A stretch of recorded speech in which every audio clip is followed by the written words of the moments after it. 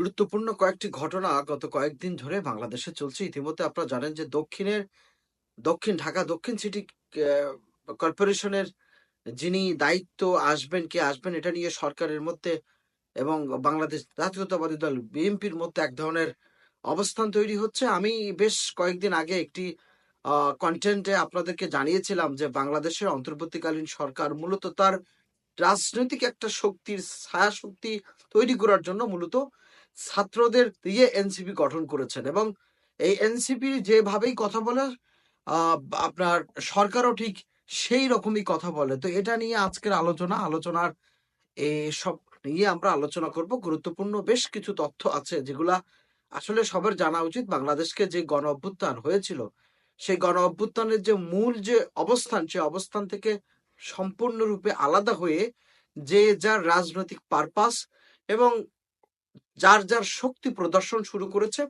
ইতিমধ্যে ডক্টর মোহাম্মদ ইউনূসের এই সরকারকে কিছুটা হলেও প্রতিবন্ধকতার মধ্যে ফেলে দিয়েছে অন্তর্বর্তীকালীন সরকারে থাকা বেশ কিছু উপদেষ্টা। তারা মূলত এনসিপি কে রক্ষা করতে যে সরকারকেই ঝামেলায় ফেলেছে নাকি সরকারকেই রক্ষা করতে গেলে এনসিপি কে ঝামেলা ফেলেছে, এটা নিয়ে তর্ক বিতর্ক আছে। সেটা নিয়ে আমরা আজকে বিস্তারিত আলোচনা করব। বিস্তারিত এই আলোচনার মধ্যে সকলের কাছে অনুরোধ, যারা আমার কন্টেন্টগুলো দেখে থাকেন প্লিজ সাবস্ক্রাইব আওয়ার চ্যানেল এবং কমেন্টস করেন। দেখেন, বাংলাদেশ নির্মাণের ক্ষেত্রে গত 54 বছরে অনেক ঘটনা ঘটেছে।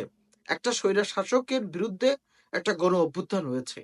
এই গণ অভ্যুত্থান কিন্তু গণভোটের সরকার নয়, এটা আমাদেরকে অবশ্যই খেয়াল রাখতে হবে। একটা গণ অভ্যুত্থান মানে এখানে সব রকম মানুষ ছিল, অর্থাৎ একটা শাসক ছিল, সেই শাসককে কেউ চয়েস করতেছিল না, সেই শাসককে কেউ পছন্দ করছিল না, যার জন্য এটা হয়ে অর্থাৎ এই আন্দোলনটা হয়েছে, গণ অভ্যুত্থানটা হয়েছে একটি শক্তিশালী স্বৈরা শাসকের এগেনিস্টে, অর্থাৎ যিনি 16 বছর ধরে একটি রাজ্য চালিয়েছেন এবং তিনি একটা বড় একটা রাজনৈতিক শক্তির মতনই দাঁড়িয়ে গিয়েছিল, যদিও তিনি গণতন্ত্রের নামে গণতন্ত্রকে হত্যা করেছিলেন। তো সেই আন্দোলনে রাজনীতিবিদরা সবাই ছিল, এখানে ধনী গরিব, শিক্ষক কর্মচারী, কৃষক, বণী, ব্যবসায়ী সবাই এখানে অংশগ্রহণ করেছে। সেই অংশগ্রহণের মধ্যে যারা রাজনৈতিক দলের নেতাকর্মী ছিল তারাও অংশগ্রহণ করেছে, যারা অন্য অন্য দলের নেতাকর্মী ছিল তারা অংশগ্রহণ করেছে। অর্থাৎ তাদের এই অংশগ্রহণটা ছিল এমন একটা জায়গায় যে তারা যে দল করে সেই দল পরবর্তীতে ক্ষমতা আসবে এজন্য তারা রাজনীতি করেছে বা সেই সময় আন্দোলন করেছে। কারণ তারা ওই শেখ হাসিনার সময়ে ওই সময়টাতে তারা কোনোভাবেই আন্দোলন সংগ্রাম করে সামনে এগোতে পারছিল না। তো এই ঘটনার পরিপ্রেক্ষিতে যে গণ অভ্যুত্থান পরে ডক্টর ইউনূস ক্ষমতা নিল, অর্থাৎ একটা গণ অভ্যুত্থানকে গণভোট বলা যাবে না, একটা গণ অভ্যুত্থানকে একটা গণসমর্থন বলা যাবে না, একটা গণ অভ্যুত্থান হচ্ছে একটা স্বৈরাচার শাসকের বিরুদ্ধে অভ্যুত্থান। এখন যে সরকার এসেছে সেই সরকারে যারা ওই সময় আন্দোলন করেছিল, অর্থাৎ যারা ওই সময় আন্দোলন করেছে রাজনীতির ছত্র ছাড়াই যারা এসেছিল তারা রাজনীতি করেছে এবং তারা সেখানে আন্দোলন করেছে, তাদের পারপাসটা কী ছিল? তাদের পারপাসটা ছিল যে আমরা আন্দোলন করছি শেখ হাসিনাকে হটিয়ে পরবর্তীতে একটা অন্তর্বর্তীকালীন সরকার আসবে, সেই সরকারের একটা সময় থাকবে, সেই সময়কে কেন্দ্র করে আমরা রাজনৈতিক কার্যকলাপ চালিয়ে যাব এবং সেই রাজনৈতিক কার্যকলাপ চালিয়ে যেই আমরা ক্ষমতা আসব, তাই না?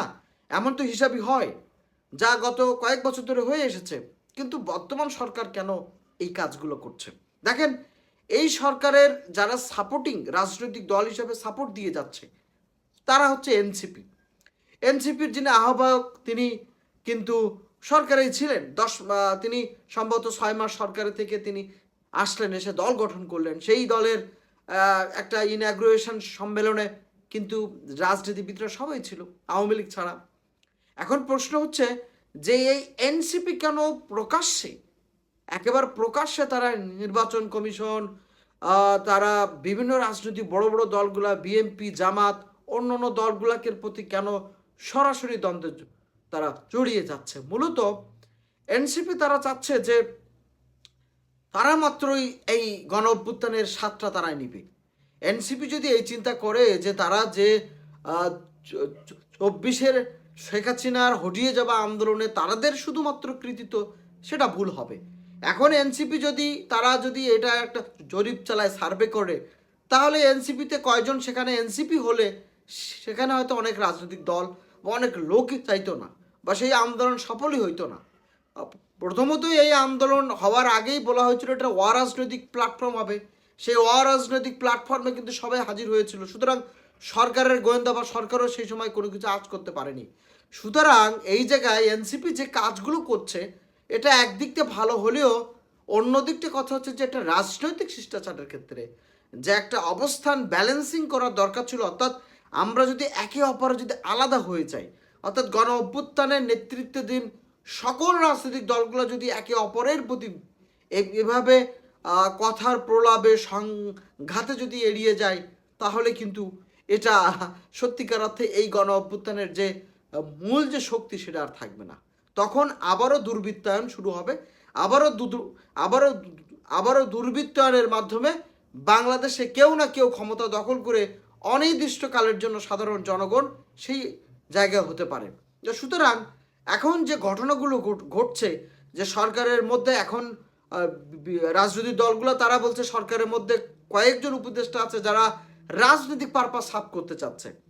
তো এই রাজনৈতিক পারপাস যদি ওই সরকারের উপদেষ্টা মন্ডলীরা করার স্বপ্ন দেখেন বা তারা যদি সত্যিকার অর্থে করেন, তাহলে তো বাংলাদেশের এই যে অন্তর্বর্তীকালীন সরকারের যে নিরপেক্ষতা সেটা নিয়ে কোশ্চেন উঠছে, এবং এটার একটা প্রশ্ন উঠবেই। দেখেন, সরকারের বেশ কিছু সিদ্ধান্ত সাধারণ জনগণ সাধুবাদ জানিয়েছিল, কিন্তু পরবর্তীতে যে সিদ্ধান্তগুলো এসেছে সেই সিদ্ধান্তগুলো সরকারের সাথে রাজনৈতিক দলগুলোর টানাপোড়েনের মতন অবস্থা। প্রথম দিকে ডক্টর মোহাম্মদ ইউনূস যখন ভারত ক্রমশ বাংলাদেশকে নিয়ে চাপ সৃষ্টি করছিল, ভারত ক্রমশ বাংলাদেশের দিকে এক আঙুল তুলে দিয়ে যেভাবে আন্তর্জাতিক পর্যায়ে প্রোপাগান্ডা তৈরি করছিল, সেই জায়গায় কিন্তু বাংলাদেশের অন্তর্বর্তীকালীন সরকার সকল রাজনৈতিক দলগুলোকে ডেকে একটা পরামর্শে জাতীয় ঐক্যের ডাক দিয়েছিল। কিন্তু সেই ঐক্যের ফলটা কোথায়, সেটা রেজাল্টটা কোথায়?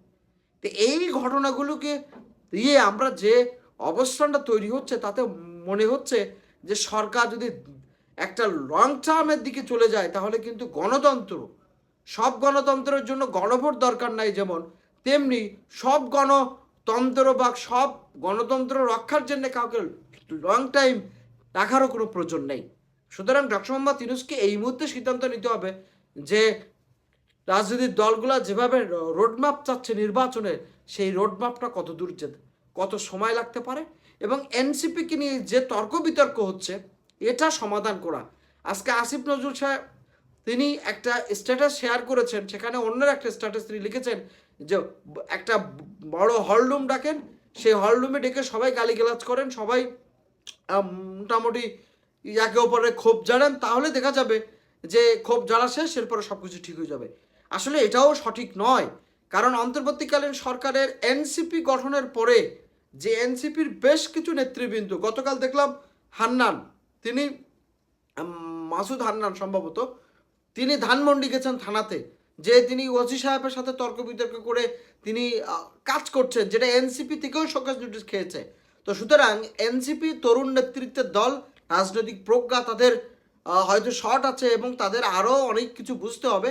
আন্তর্জাতিক রাজনীতির খেলার মধ্যে কখনোই আমাদের যাওয়া উচিত নয়। বাংলাদেশের যে সার্বভৌমত্ব নিয়ে যে প্রশ্নের দিকে চলে যাচ্ছে, সেটাও আমাদের ভাবতে হবে। এবং এনসিপি যে কোন্দল তৈরি করতে যাচ্ছে, বা রাজনৈতিক বিএনপির সাথে, এবং বিএনপির বেশ কিছু নেতারা, শামসুজ্জামান দুদু, তারা যেভাবে কথাবার্তা বলে, সেই জায়গাও আমাদেরকে মনে রাখতে হবে যে এখন যদি আমরা সংঘাতে জড়িয়ে যাই, তাহলে কিন্তু আমাদের অনিবার্যত হয়ে যাবে আমাদের সার্বভৌমত্ব রক্ষার ক্ষেত্রে। ভারত প্রতিনিয়ত একটা অবস্থান তারা অবজারভেশন করছে। তারা পাকিস্তান যুদ্ধে সুবিধা করতে পারেনি, তারা যে কোনো একটা কিছু করেই তারা তাদের রাজনৈতিক স্বার্থ হাসিল করবে। সুতরাং এই জায়গায় যদি আমরা এই ঐক্যের জায়গা আমরা যদি ভিন্ন হই, তাহলে কিন্তু গণতন্ত্র রক্ষা করা আমাদের জন্য কষ্ট হয়ে যাবে। সুতরাং গত কয়েকদিনের রাজনৈতিক পর্যালোচনা যেটা দেখা যাচ্ছে যে এনসিপি যেভাবে বিএনপি জামাতের সাথে সংঘাতে জড়িয়ে যাচ্ছে, সেই জায়গায় যদি এখন আমরা থেমে না যাই, আগামীর গণতন্ত্র বিনির্মাণের ক্ষেত্রে প্রচণ্ড আকারে একটা ঝুঁকি থাকবে, একটা একটা একটা চরম রিস্কের মধ্যে থাকবে। সেই ঝুঁকি এবং রিস্ককে অ্যাভয়েড করতে হলে এখনই জাতীয় ঐক্য করা দরকার।